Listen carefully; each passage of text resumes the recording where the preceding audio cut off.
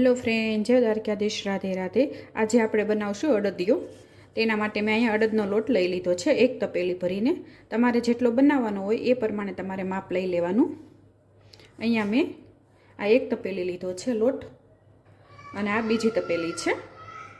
તમારે માપ લઈને કરવાનો, એટલે તમને ખાંડ ઉમેરવી ખબર પડે। અહીંયા મેં પોણા 2 જેટલી તપેલી લોટ લીધો છે। અને અડદનો લોટ તમે ઘરે દળવો હોય તો તમારે સેજ જાડો દળવાનો, અને બજારમાંથી લાવો તો કોઈ સવાલ જ નથી। અહીંયા આપણે લોટ લઈ લીધો છે, હવે એને આપણે મોણ દઈ દઈશું। અને અહીંયા મેં દૂધ લીધું છે, થોડુંક આપણે દૂધ ઉમેરી દેવાનું છે।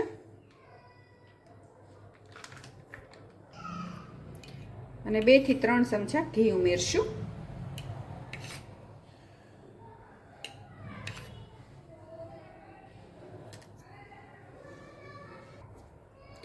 અને હળવા હાથે બધું મિક્સ કરી લેવાનું છે। આપણે ને એકદમ કણી પડે ને તો આપણો અડદિયો બહુ સરસ બને, અને તમે મોણ દીધા વગર પણ બનાવી શકો।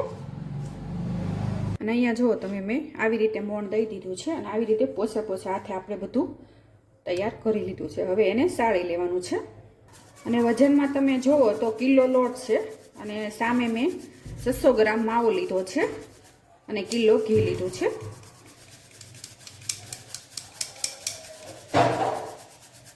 અહીંયા મેં મોણ દઈને અને ચાળીને રેડી કરી લીધો છે।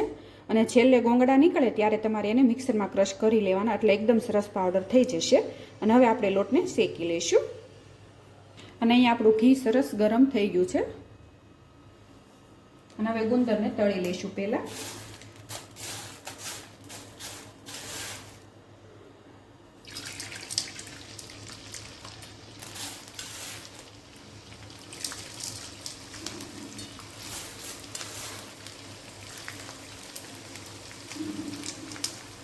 જુઓ તમે, ગુંદર આપણો સરસ ફૂલ્યો છે। અને આ જુઓ તમે, ગુંદર સરસ તળાઈ ગયો છે, ને હવે કાઢી લઈશું। અને ગુંદર તો તમને જેટલો ભાવતો હોય એટલો તમે ઉમેરી શકો। અને હવે આપણે લોટ શેકી લેવાનો છે। તેના માટે મેં અહીંયા લોટ લઈ લીધો છે, ને આવી રીતે ઉમેરી દઈશું।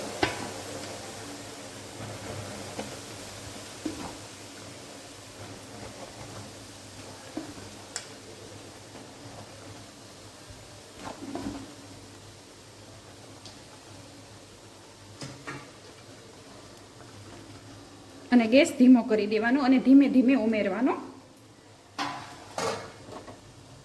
અને હવે મિક્સ કરી લેશું। અને અહીંયા મને ઘીની જરૂર લાગે છે, કારણ કે મેં ગુંદર તળ્યો એટલે ઘી થોડુંક જોઈએ।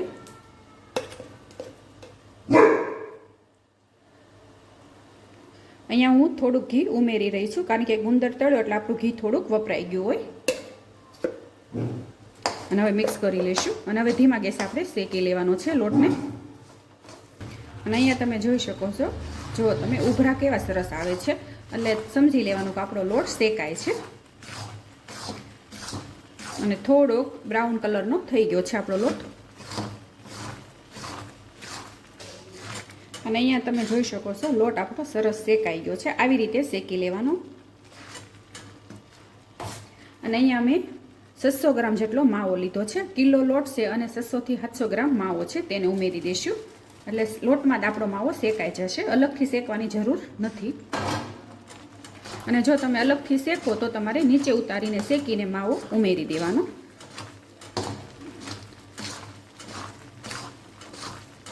નીચે ન બેસી જાય એનું ધ્યાન રાખવાનું। અને હવે સતત આપણે હલાવતા રહેવાનું છે ફટાફટ।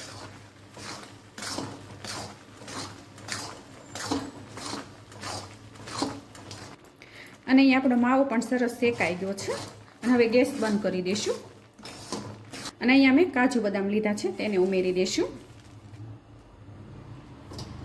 અને આ મસાલો મેં ઘરે બનાવ્યો છે। જાવત્રી અને તીખા અને બાદિયા અને લવિંગ તે ઉમેરી દઈશું, તેનાથી સ્વાદ બહુ સરસ આવશે। અને અહીંયા દ્રાક્ષ લીધી છે, તેને ઉમેરી દેવાની છે। અને અહીંયા મેં ગણેશ અડદિયાનો મસાલો લીધો છે, 1 પેકેટ ઉમેરવાનો છે। કિલો લોટમાં આપણે 1 પેકેટ ઉમેરી દેવાનું એટલે સ્વાદ સરસ આવશે. અને બધું મિક્સ કરી લેશું.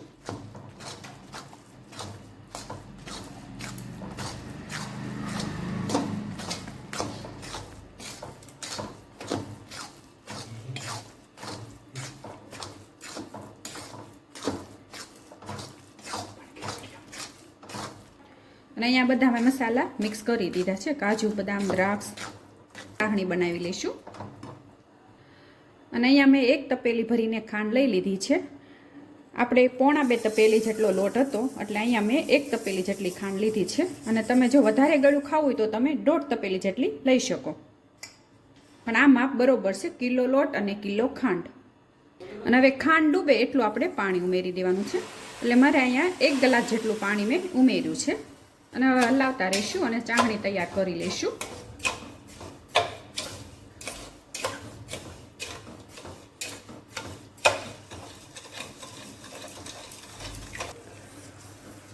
અને અહીંયા તમે જોઈ શકો છો ચાસણી સરસ ઉકળી ગઈ છે. અને 1 તાર જેટલી આપણે કરવાની છે. અને હવે આપણે જોઈશું. જો તમે આપણી ચાસણી સરસ થઈ ગઈ છે. 1 તારની આવી રીતે તાર થવો જોઈએ આંગળી અને અંગૂઠા વચ્ચે. હવે ગેસ બંધ કરી દઈશું અને થોડીક વાર માટે આપણે એને ઠરવા દેવાની છે. અને હવે આપણે ગુંદર ઉમેરી દઈશું અને મિક્સ કરી લેવાનો છે ગુંદરને. અને હવે આપણે ચાસણી ઉમેરી દેવાની છે ધીરે ધીરે.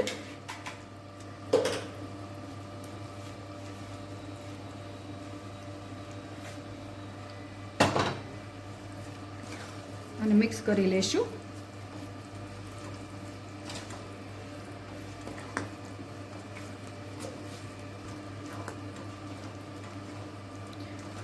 ને જેમ તમે હલાવતા રહેશો ને એમ કઠણ શેષ થતું જશે. ઘી પણ છૂટું પડવા માંડ્યું છે એટલે સમજી લેવાનો લોટ આપણો સરસ શેકાઈ ગયો છે. ચાસણી ઉમેરો એટલે તરત ઘી બહાર નીકળે.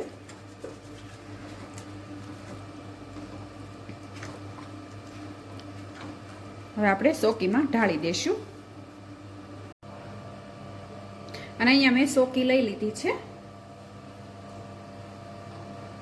અને તેમાં આપણે અડદિયા બધા કાઢી લેવાના છે.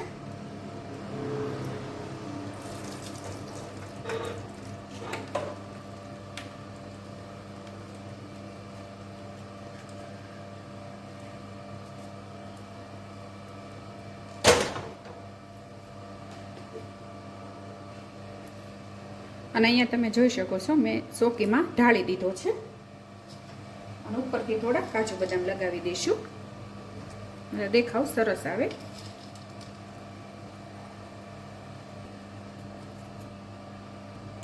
અને ઉપરથી આપણે થોડું ખસખસ ઉમેરી દઈશું.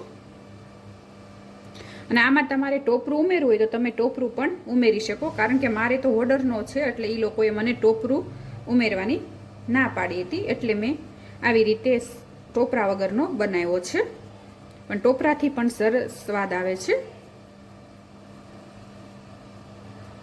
અને અહીંયા આપણો અડદિયા તૈયાર છે. હવે એને સવારે આપણે બટકા પાડશું. અને આ મારા અડદિયાની રેસીપી તમને ગમી હોય તો લાઈક કરજો, શેર કરજો અને સબસ્ક્રાઈબ કરજો. હું ફરીથી મળીશ એક નવી જ રેસીપી સાથે. ત્યાં સુધી જય દ્વારકાધીશ.